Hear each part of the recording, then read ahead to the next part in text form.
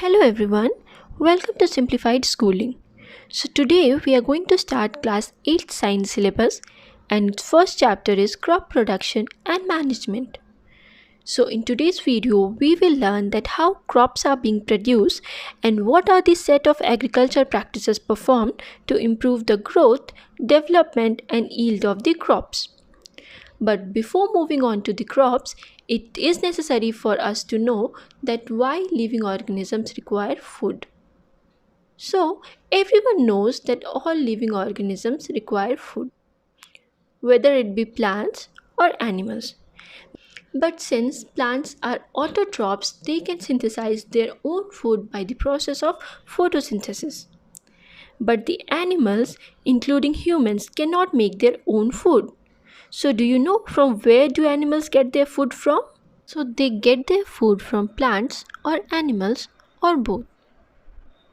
So these animals are known as heterotrophs and they are the organisms that eat other plants or animals for energy and nutrition.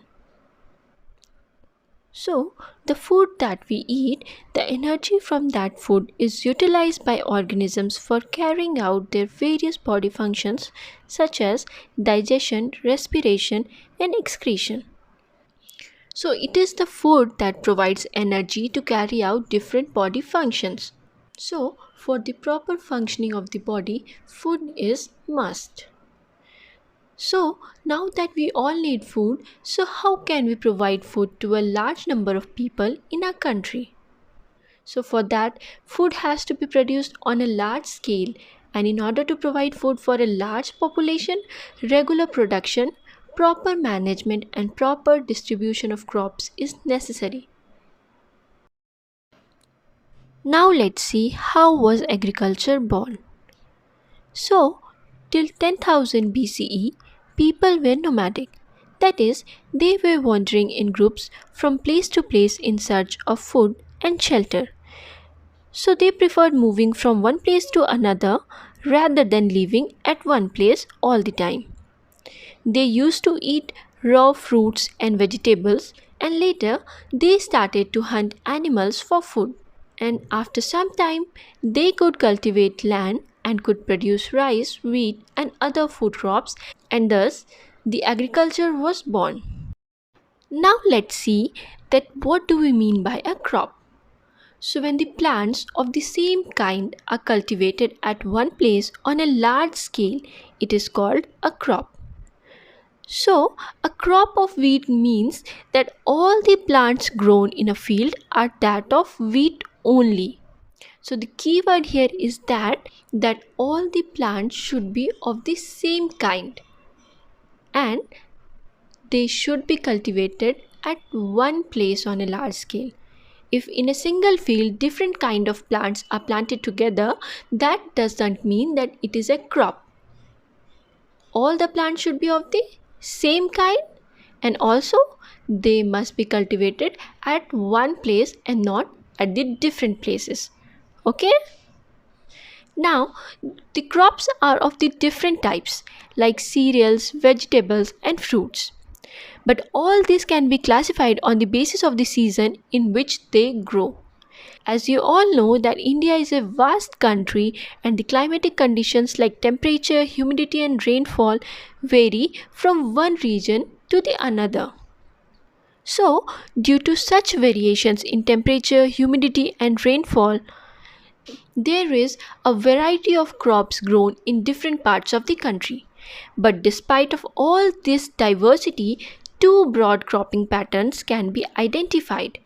So, according to these two broad cropping patterns, two main type of crops are cultivated in India. These are Kharif crops and Rabi crops. So, the Kharif crops are the crops which are sown in the rainy season, and the rainy season in India is generally from June to September.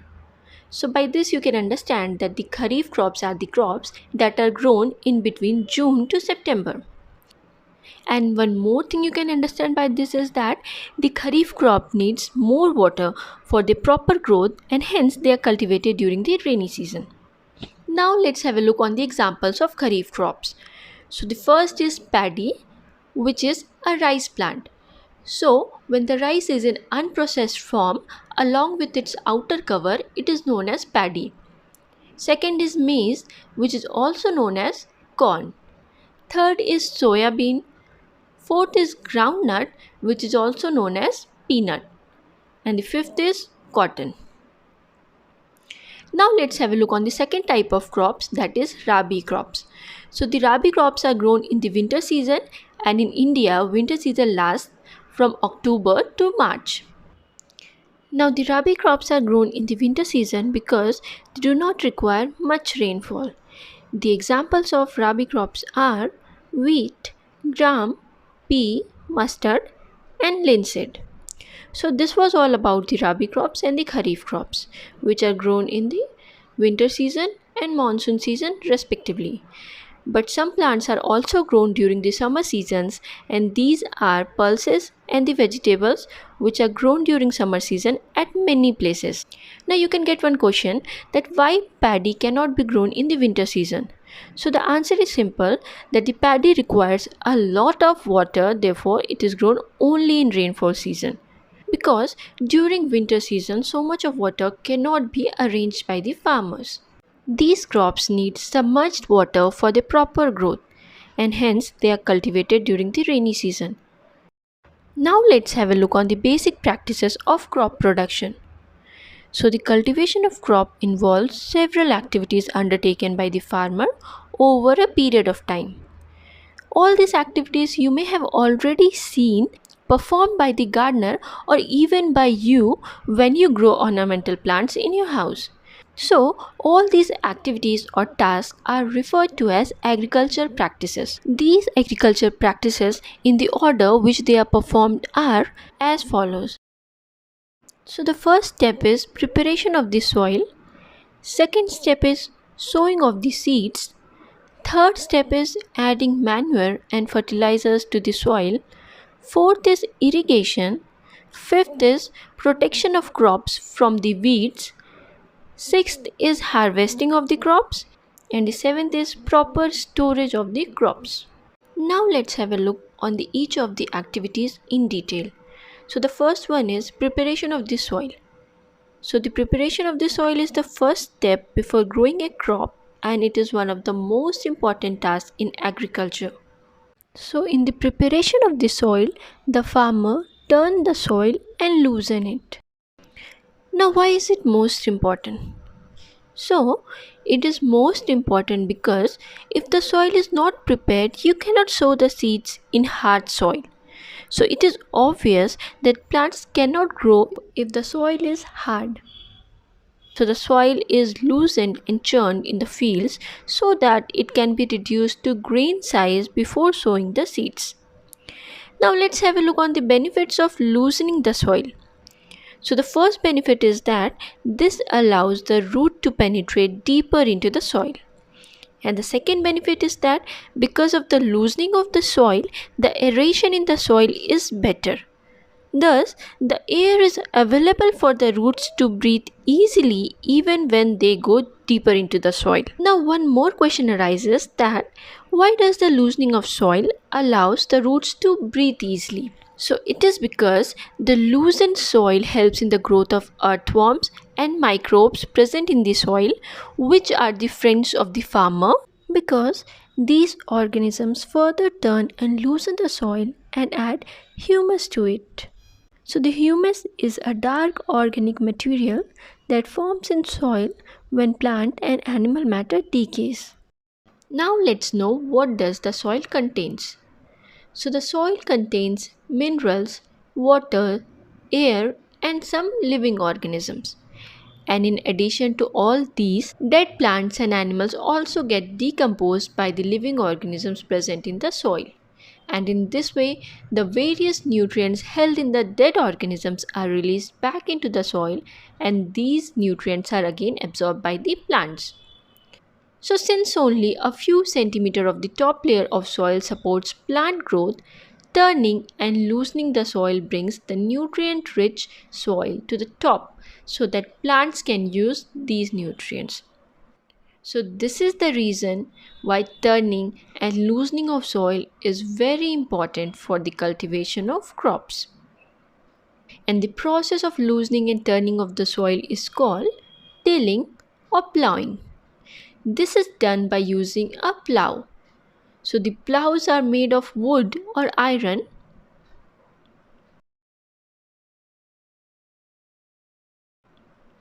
and if the soil is very dry, it may need watering before plowing.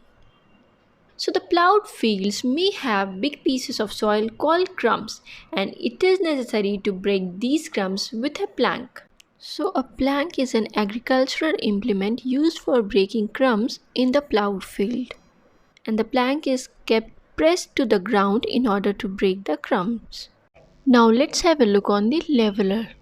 So the leveling of soil is done with the help of a leveler, and it is important to level the field for sowing as well as for irrigation purposes. And sometimes manure is added to the soil before tilling itself. So this helps in proper mixing of manure with the soil, and the soil is watered before sowing. Now let's have a look on the various tools used for the purpose of soil preparation. So the main tools used for this purpose are plow, hoe and cultivator. Now let's have a look on each one of them in detail. So first let's have a look on the plow. So this is being used since ancient time for tilling the soil, adding fertilizers to the crop, removing the weeds and for turning the soil. So this is made of wood and is drawn by a pair of animals such as bulls, horses or camels. Okay? So this contains a strong triangular iron strip called plowshare, and its main part is a long log of wood which is called plow shaft.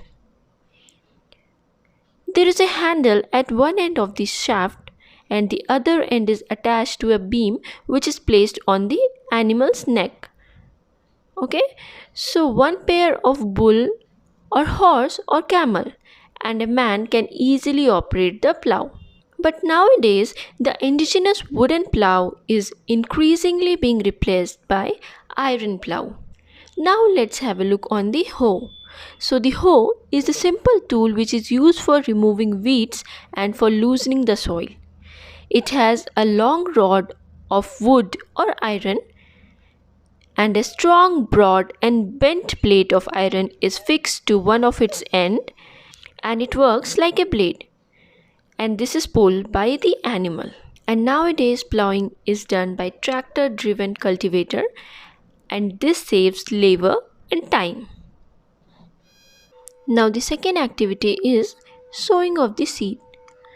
So sowing is also an important part of crop production, and before sowing it is important to select good quality, clean and healthy seed of a good variety. Farmers prefer to use seeds which have higher yield. Do you know that there is a method for separating good and healthy seed from the damaged ones? It is a very good method and you too can also perform it at home. So all you have to do is to take a beaker and fill half of it with water, and then put a handful of some seed and stir well, and then wait for some time. After some time you will see that there are seeds which float on water, and these are lighter than the seeds which sink. Do you know why they are lighter? So they are lighter because the seeds which float are the damaged ones and they are hollow. So this is the reason that they float on water. So by this simple way you can also separate healthy seed from the damaged ones. Now let's have a look on the tools used for sowing seeds. So traditionally the tool which was used for sowing was shaped like a funnel. The seeds are filled into the funnel and passed down through 2 or 3 pipes having sharp ends. These ends pierce into the soil and place seeds there. But nowadays, seed drill is used for sowing with the help of tractors. The advantage of using seed drill is that it sows the seeds uniformly at equal distance and depth. It ensures that the seeds get covered by the soil after sowing. So, in this way, it protects the seeds from being eaten by the birds. Also, sowing by using a seed drill saves the time and labor. While sowing the seed, one important thing to be kept in mind is that appropriate distance between the seeds is necessary to avoid overcrowding of the plants. This allows plants to get sufficient sunlight, nutrients, and water from the soil. So, at times, a few plants may have to remove to prevent the overcrowding. One more thing I would like to mention is that there are some plants that are kept in small bags in the nursery. Do you know why are they kept like that? So, the seeds of few plants such as paddy are first grown in the nursery. When they grow into seedlings, they are then transplanted to the field manually. Some forest plants and flowering plants are also grown in the same manner in the nursery.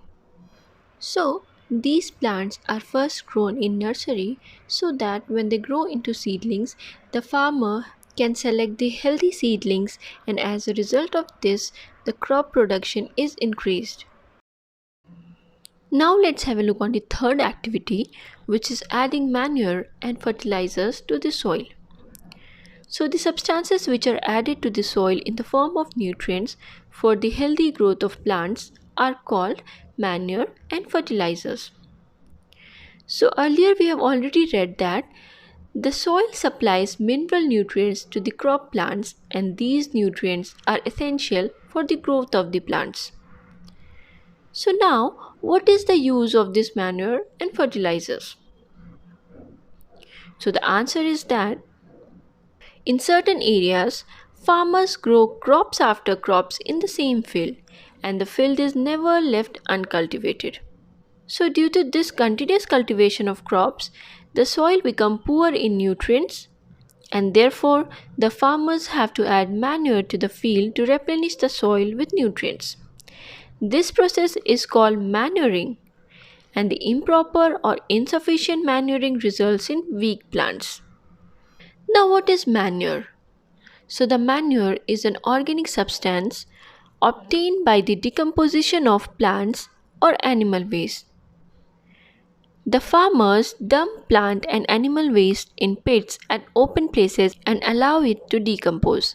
The decomposition is caused by some microorganisms, and the decomposed matter is used as organic manure. Now, with the help of an experiment, let's see how manure and fertilizers work differently.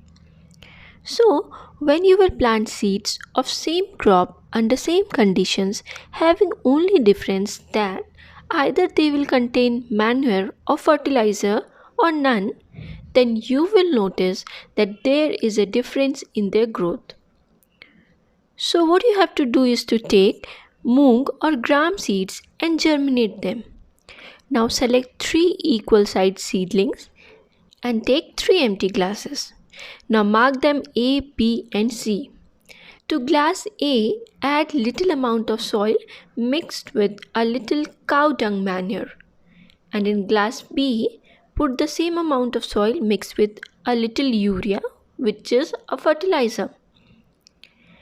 And then take the same amount of soil in glass C without adding anything, that is, without adding manure or fertilizer. And now pour the same amount of water in each glass and keep the seedlings in them.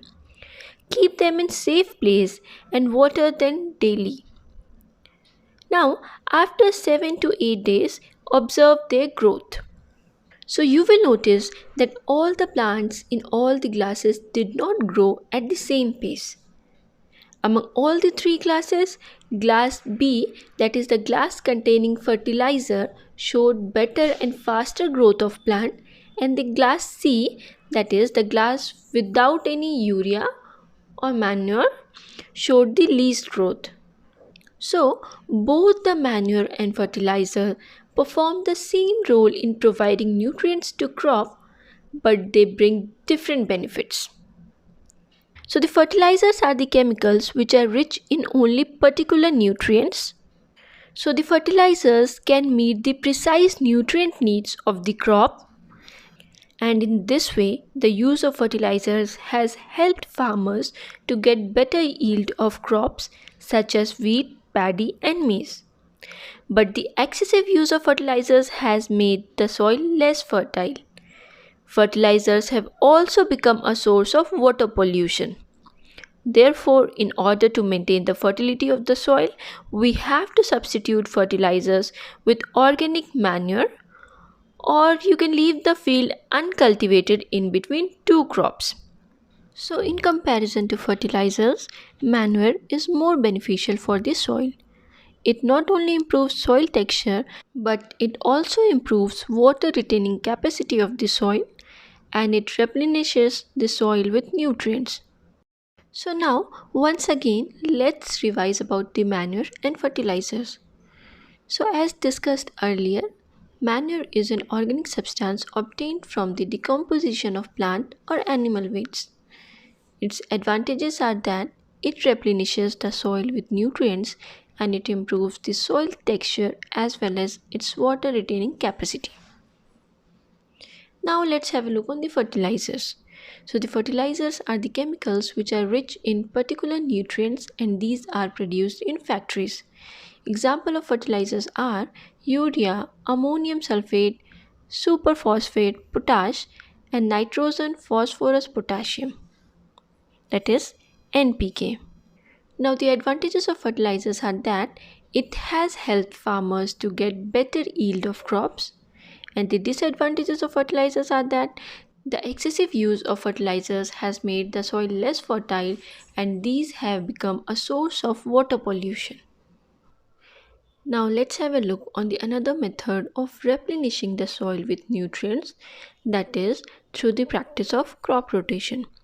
So this can be done by growing different crops alternatively, which means that the different crops are planted sequentially on the same plot of land to improve soil health and optimize the nutrients present in the soil. Earlier, the farmers in northern India used to grow legumes as fodder, that is, food for the animal, in one season and wheat in the next season. This helped in the replenishment of the soil with nitrogen. So now the farmers are being encouraged to adopt this practice. So do you know that how legumes help in the replenishment of the soil with nitrogen? This is because the rhizobium bacteria are present in the nodules of root of leguminous plants and they fix atmospheric nitrogen. Now let's have a look on the differences between fertilizer and manure. So the fertilizer is a man-made inorganic salt, whereas manure is a natural substance obtained by the decomposition of cattle dung and plant residues. Fertilizer is prepared in factories, whereas manure can be prepared in the fields. Fertilizer does not provide any humus to the soil, whereas manure provides a lot of humus to the soil. Fertilizers are very rich in plant nutrients like nitrogen, phosphorus, and potassium, whereas manure is relatively less rich in plant nutrients. So, overall, the manure is considered better than the fertilizer. This is because it enhances the water holding capacity of the soil. It makes the soil porous, due to which exchange of gases becomes easy. It increases the number of friendly microbes and it also improves the texture of the soil. Now let's have a look on the fourth activity, which is irrigation. So all the living beings need water to live because water is important for proper growth and development. The water is absorbed by the plant roots and along with water, mineral and fertilizers are also absorbed by the plants. Also, the plants contain nearly 90% of water. So, do you know why water is essential for the plants? So, it is because Germination of seeds does not take place under dry conditions, so water is a must. Also, nutrients dissolved in water are transported to each part of the plants. So, in this way, the proper nutrient supply of the plant is done only because of the water. And water also protects the crop from both frost and hot air currents. So, when the temperatures are very low, the water freezes on crop and releases heat to provide warm conditions, and in this way, water protects the crop from freezing temperature which can cause damage to the crop. Also, the excess water present in plants absorbs hot air currents, and in this way it protects the plant from drying or burning. So now you can easily understand that why the fields need to be watered regularly. So the field needs to be watered regularly in order to maintain the moisture of the soil for the healthy crop growth. So the irrigation can be defined as the supply of water to crops at regular intervals. The factors affecting the time and frequency of irrigation are crop, soil, and season. The time and frequency of irrigation varies from crop to crop, soil to soil, and season to season. So, do you know when the frequency of watering is high and why is it so? So, in summer season, the frequency of watering is higher and it can be due to the increased rate of evaporation of water from the soil and the surface of the leaves.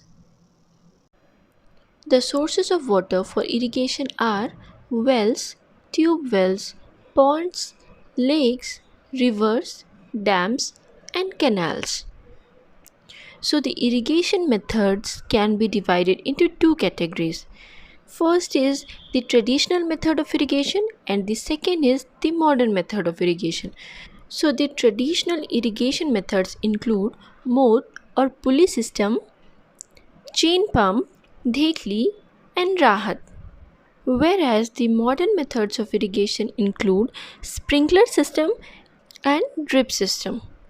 So the traditional methods use human or animal labor, whereas modern irrigation uses machinery pumps or engines. So first let us know in detail about the traditional methods of irrigation.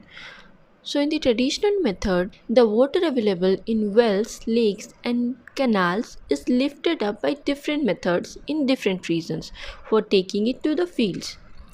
So as already discussed, in this method, cattle or human labor is used. So these methods are cheaper but are less efficient.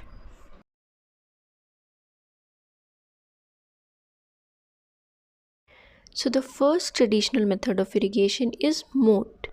It is also known as pulley system.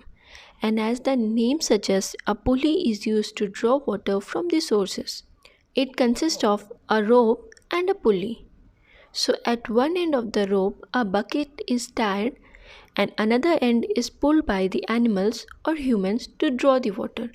And this water is used for the irrigation.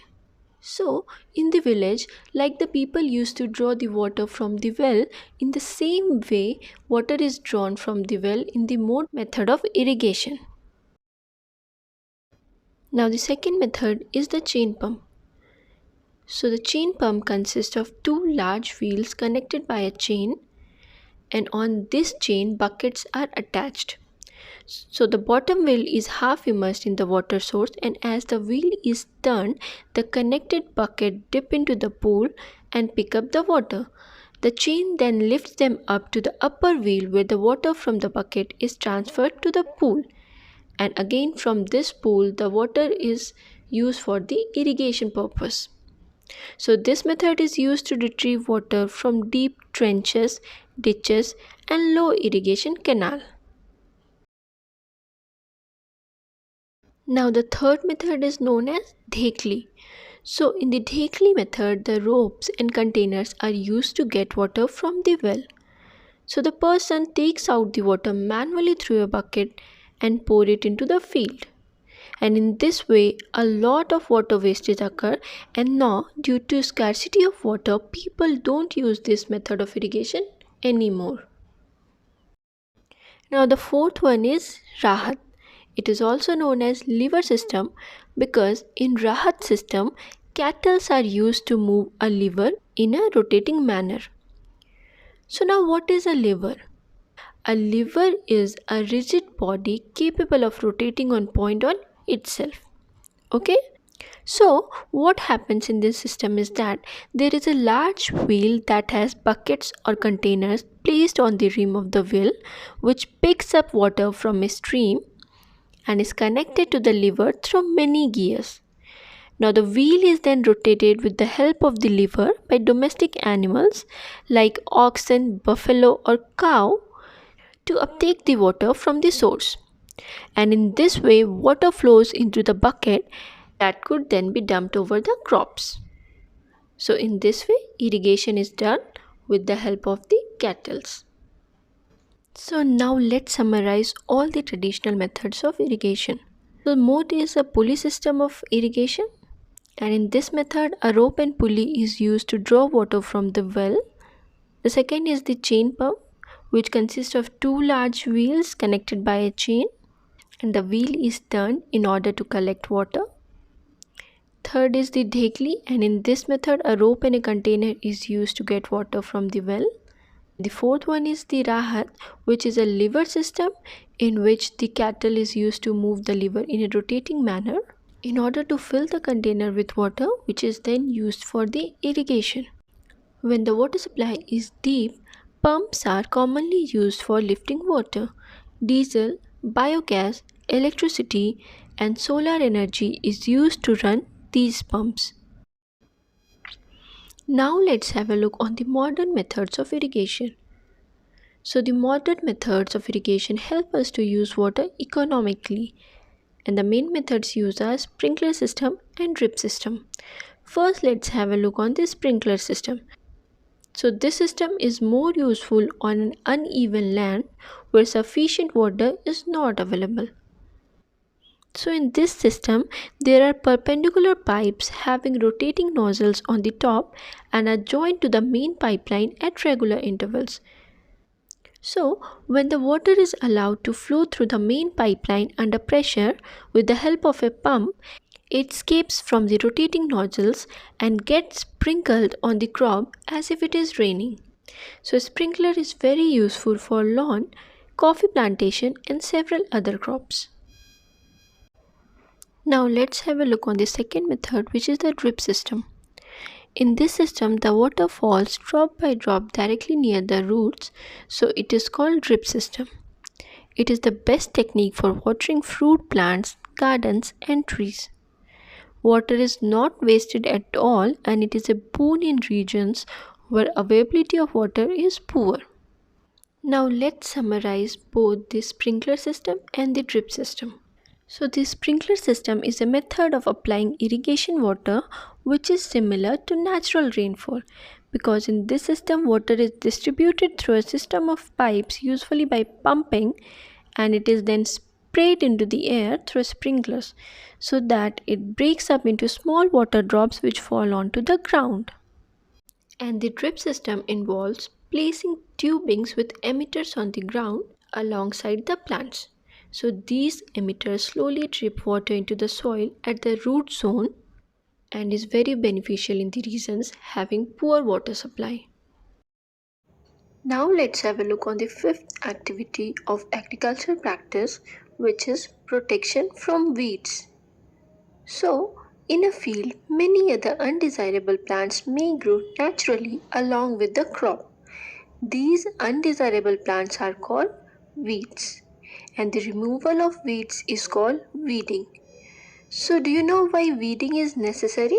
So, the weeding is necessary because the weeds compete with the crop plants for water, nutrient, space, and light. Thus, they affect the growth of the crop, and some of the weeds may even interfere in harvesting and may be poisonous for animals and human beings. So the farmers adopt many ways to remove weeds and control their growth. So the tilling or plowing, which was done before sowing of crops, helps in the uprooting and killing of the weeds, which may then dry up and get mixed with the soil. So the best time for the removal of weeds is before they produce flowers and seeds. So the weedicides are sprayed during the vegetative growth of weeds for flowering and seed formation. That is, before the time they produce flowers and seeds. So the manual removal includes physical removal of weeds by uprooting or cutting them close to the ground from time to time. So this is done with the help of khurpi, or a seed drill may also be used. Weeds are also controlled by using certain chemicals called weedicides like 2,4-D. So these are sprayed in the fields to kill weeds. They do not damage the crops. So the weedicides are diluted with water to the extent required and sprayed in the field with the help of a sprayer. So do weedicides have any effect on the person handling the weedicide sprayer? Well, yes. Spraying of weedicide may affect the health of farmers, so they should use these chemicals very carefully. The weedicides should be diluted with water to the extent required, and then they are sprayed in the field with the help of a sprayer. The farmers should cover their nose and mouth with a piece of cloth during spraying of these chemicals. Now let's have a look on the sixth activity, which is harvesting of crop, and it is an important task. So the cutting of crop after it is mature is called harvesting. And in harvesting, crops are pulled out or cut close to the ground. So do you know how much time does it take to harvest a crop? So it usually takes 3 to 4 months for a cereal crop to mature. How is harvesting done? So the harvesting in our country is either done manually by sickle or by a machine called harvester. And in the harvested crop, the grain seeds need to be separated from the chaff, and this process is called threshing. So the chaff is the dry, scaly protective covering of the seeds of the cereal grains, which is indigestible by the humans, but the livestock can eat it. So this is the grain, and this one is the chaff which needs to be removed. So in simple terms, we can say that threshing is the process of separation of grain from the stalk on which it develops, and also from the chaff or the cover which covers the grain. So the threshing is done after harvesting. This is carried out with the help of a machine called combine, which is in fact a harvester as well as a thresher. Now after threshing, winnowing is performed, which is a method in which the heavier components of the mixture are separated, that is, grain is separated from the lighter substance, which is the chaff, with the help of wind. So this method is used for separating grains from the chaff after the process of threshing.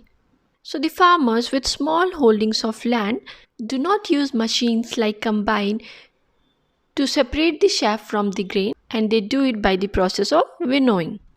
So after harvesting, sometimes stubs are left in the field which are burned by the farmers, which causes pollution, and it may also catch fire and damage the crop lying in the field. So it should not be practiced. Do you know what is harvest festivals?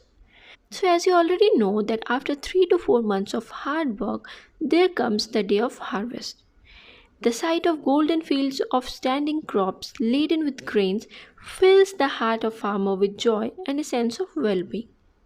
The efforts of the past season have borne fruit, and it is the time to relax and enjoy a little. So this period of harvest is thus of great joy and happiness in all parts of the India. Men and women celebrate it with great enthusiasm. So, can you name the festivals associated with the harvest season?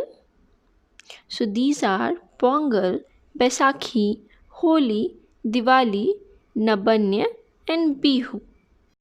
Now, the last activity of the agriculture practice is the storage. So, the storage of the produce is an important task because if the crop grains are to be kept for a longer time, they should be safe from moisture, insects, rats, and microorganisms.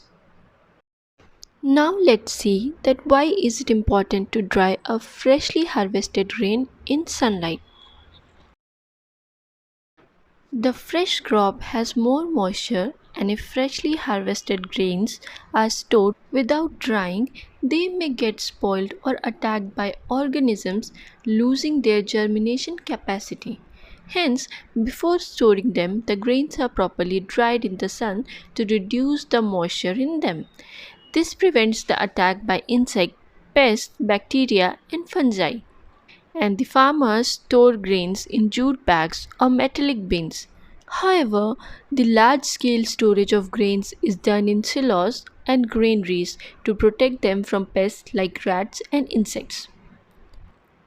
For storing large quantities of grains in big godowns, specific chemical treatments are required to protect them from pests and microorganisms, whereas at home, dried neem leaves are used for storing food grains. So, as you have seen, the process of crop production involves a number of steps. Similarly, animals reared at home or in farms have to be provided with proper food, shelter, and care. And when this is done on a large scale, it is called animal husbandry. So, like plants, animals also provide us with different kinds of food. So many people living in the coastal areas consume fish as a major part of their diet, and fish is good for health. We get cod liver oil from fish, which is rich in vitamin D. So that was all about the chapter crop production and management. Hope you find this video useful. Thank you for watching the video, and if you have any questions regarding the chapter, then please comment down below.